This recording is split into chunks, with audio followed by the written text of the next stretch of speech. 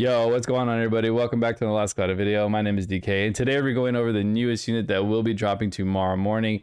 He is definitely a fan favorite. He hasn't come back. He hasn't been back for quite some time.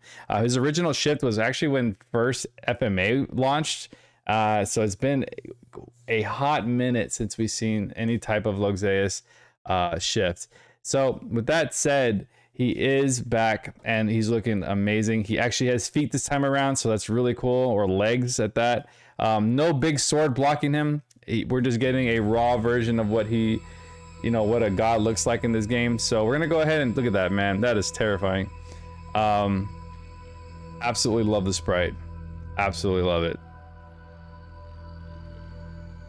Yeah, so back in the day, Lougseus was like the funnest character to play in any multiplayer. He was just a big hit. So everybody, I'm pretty sure a lot of people are excited for him. VA on point. Absolutely love it. Look at that art, man. Jeez. So we have a single wield user, 12 hits. One of my favorites right here, 19. And then his S3, very similar to his original, 27. S4 is very nice. I love the animation. Quite long though, unfortunately. All skills are actually pretty lengthy. So, but that's not why we want Lougseus. Lougseus is not going to be a pinnacle DPS like the way I feel like a little bit is. A little bit is a very good DPS. We still are sitting on quite a bit of heavy DPSs like Colin, Joshua, Shaltir. Shaltir, if she gets an insight within the year, she's gonna be probably pretty much back on top again. But still, Joshua's still one of my favorite and heavily used units till this day, especially with me being such a big Trails fan. So right here we do have Lougseus, God of Ruin, World Cleaver traits. Now again, guys, I think he's going to be favoring more towards the PvP side, just because of his kit alone. He will be able to hang with the PvE. He does have some pretty cool stuff, honestly. With the game's difficulty, I don't think having fun with these units is more important than anything. So whether you're using for PvP or PvE, that's totally fine, but I think he's going to shine very heavily in PvP. Again, I did state whenever we were talking about the Arks that he was probably going to have no armor, no weapons, and I really recommend one of the AERs from Zero's Arks. And again, that's something that you wanted to look into prior to him launching. So now that we do know that he is going to be no armor or weapons, that accessory is going to benefit him. With no armor or weapons are equipped, physical attack and special damage is plus 40%, damage cap plus 130k, no conditions at all, which is fantastic. When using skill, can be interrupted by most attacks, which he does have super armor, very nice. Give physical attacks and special and anti-type effect against non-god type enemies. Damage taken from those enemies is minus 40. He is getting a massive 40% damage reduction from anything that is not a god. Most meta is going to be non-god type, except for Balzar. And then of course Lil has a god type too. So there are there's some things out there that could still, lay into him, but I really think that with all the damage reduction that he does come with, it is going to be tough. Nullify anti-god type effects, that's going to be a big plus as well. So he will not, he'll be nil to slayers basically. He won't have to worry about anything like that. God's Judgment, make regular attacks attribute light. When using his skill, unleash God's Judgment 1 to 5 times. Target on one random enemy each time. Give enemies hit by Divine Judgment a 20-second debuff that damage taken plus 20%, and damage taken cap is 4k from god type enemies. So basically, absolutely, I love this trait, and then it gets better with the skills that they provided for us. So we'll go ahead and skip through this real quick, and we'll jump into. Actually, we'll talk about his S1, 2, and 3. We'll go through this just because his VA is sick. So skill 1, Sword Raider, medium area, light combo attack. Skill 2, wide area, light combo attack, but it actually pulls enemies in, which is very nice. We love that. Skill 3, God Impact, instantly close the gap for a wide area, light combo attack. Very similar to what his original skill 3 was, and I love that I feel like it's a little bit faster this time around. I don't know about the AoE part, because I know the AoE part back in the day was insane. But we're going to find out whenever he drops tomorrow. Powerful light combo attack for his special to all enemies at 100 hits. We loved it.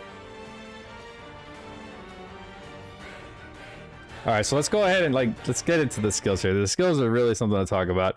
So he does come with a charisma and an anima. Again, guys, you cannot stack charismas. Once you use a different charisma, it will overwrite this one and then use the one you've activated. Same thing with anima, but you can use the charisma and anima in the same play. So all allies light damage, 35% damage cap plus 12k.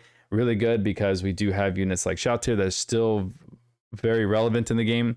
So she's getting a nasty little 35 and 12k cap, which we love to see. God of Ruin, Anima, we have STR, basically all stats minus 15%. God Armor, STR, Defense, Int, and M&D, all stats again at 100% when no armor or weapons are equipped. So you're going to make sure, you're going to want to make sure that he is completely just bare to make sure that you're getting all these additional stats. Destroyer Guard is absolutely broken. We have SCR and Int 50%. Basically, the EX versions of these are already combined together, along with a magic damage taken minus 35 buff. So very, very disgusting. He comes with quite a bit in Destroyer God. It's an absolutely insane save on SC. Just so gross. God's Judgment Ultimatum. We have makes God's Judgment trait Unleash, which is the original God Judgment that we saw on trait 2.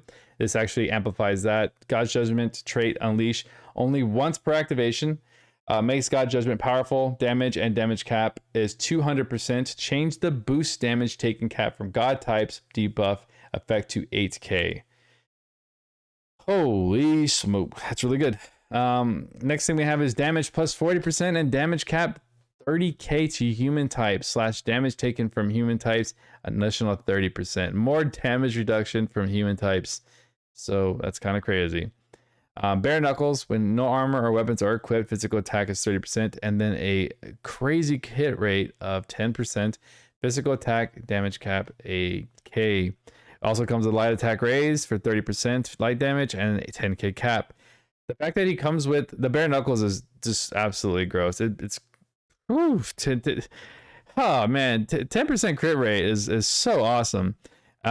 He does come with some crit as well, so we really only have to add a little bit here. For the white stats, we have HPA max, more stats, attack up max, STR, resolve up max, fighting spirit, all stat up, so solid. He does come with crit 2 and crit 3, but no auto crit, so it's not going to be very expensive to do that. 9 SC. He does come with Morning Tide, which is very good. It's really expensive, I think. I think it's like 8 SC for that one. So I'm glad that he comes with that. Auto Haste, Quick Trigger, Fist Boost, Face Giga, Empty Handed, and Light High Drive, along with Light Attack Raise 4 and Anti-Type Boost. All very, very solid. Cross Drive, and then Piercing, Thaumaturgy Plus. So you want to add Thuma Ring, the basic one from the Theo arc. So if you did pull Theo, this is why you would want to have Theos, because you can stack the original ring on here with the plus. So very nice. Special boost 4, Diablos, Awaken 2, Holy Armor, and then Cloak of Majesty. More damage reduction. Absolutely amazing kit. It's good. It really is. You don't have to spend a lot. If anything, you're just going to make him stronger by adding more. Moving on to the actual E6. The E6 is also very, very important. When no weapons are equipped, physical attack damage is 10% and then another 30k. Skill cap is going to be 15k because he's not going to have any weapons. Physical damage reduction, it's at 15. Magic damage reduction 15. And then we also have Great Divine Pillar. Non-basic status symbol resistance +1. Very good. Damage taken from human and brute types minus 30. Nullify insta kill to blah, blah, blah. That's not really important. Fighting Spirit, additional SCR and HP 20% and anti-type boost. It's going to go a long way here with anti-type damage plus 20% and 6k cap. So a very, very good E6. You're definitely going to want to do it. Let's see here.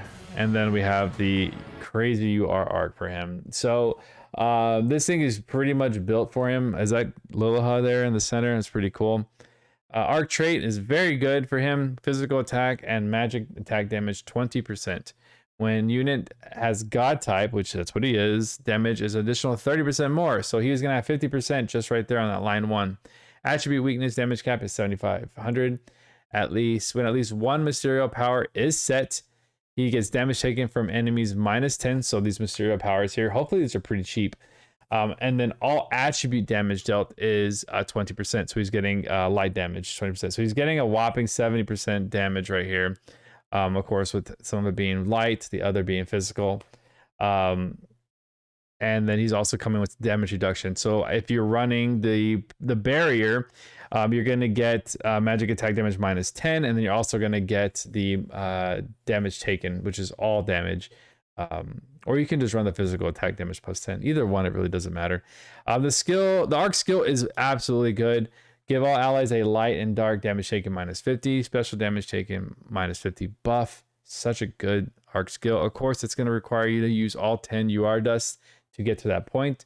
And then also comes with an auto revive buff for all allies. Effect lasts until unit is incapacitated. For learnable skills, we do have Fast Holy Resist, which is a light resistance buff of 20 +20. Faith, get effects based on material powers. Skill set on God type allies. Effects of identically named material power skills don't stack. Okay. And then you have your material power, barrier, and gavel. So for a barrier, we have faith. Let's see, make sure we have faith set on allies. Magic attack damage taken is -10.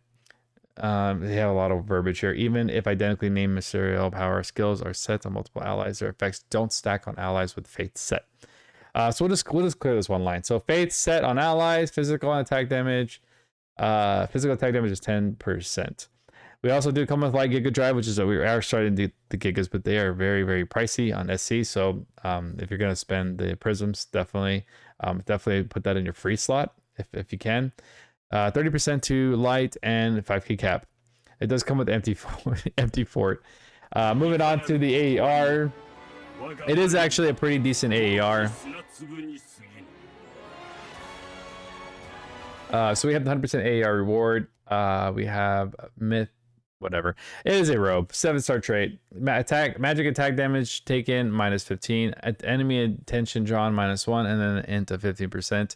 It has some really good stats. Defense at 186, int at 94, and M&D at 232. Also comes with a crazy 10 +10 dark, illness res, and blind res. So definitely a good piece of gear here, and I'm sure many will find use for it. So yeah, definitely a solid. I wouldn't say it's a waste at all. If you get the UR Arc, there's definitely a lot of great stuff that comes with it. Now let's go back to Lougseus. So we are going to be doing a pull, no pull. Now again, guys, we do have some stuff coming up. We do have possibly like another collab coming. If you're not a PvP character or you're just not a fan favorite, I would save your gems. If you are heavy into PvP, I think he's going to be very beneficial. We haven't even gotten to his paid weapon yet, so I'm pretty sure that's going to be disgusting as well. We do a lot of the stuff that we do have for no armor was on the Attack on Titan arcs. So if you do have those will be highly beneficial as well. I don't know if empty-handed was on there. I can't remember what skills specifically were on there, but I do remember a lot of them came with the Attack on Titan collab arcs. So with that said, I think he's going to be very fun, very good unit. PvE, he's going to shine pretty good, but PvP is where he's really going to shine, okay? But I definitely think that people are going to be pulling for him for fan favorite, and that makes total sense. And that's exactly what I rather you guys aim for, is for the fun factor. It's more important than anything. So guys, if you like today's video, please like and subscribe. And if you have any questions, again, please drop in the comments. I do try to answer everything I can within the day or two so that you guys aren't sitting too long. But anyways, I hope you guys have a good night. Good luck tomorrow on your pulls, and I'll see you guys on the next one. Peace.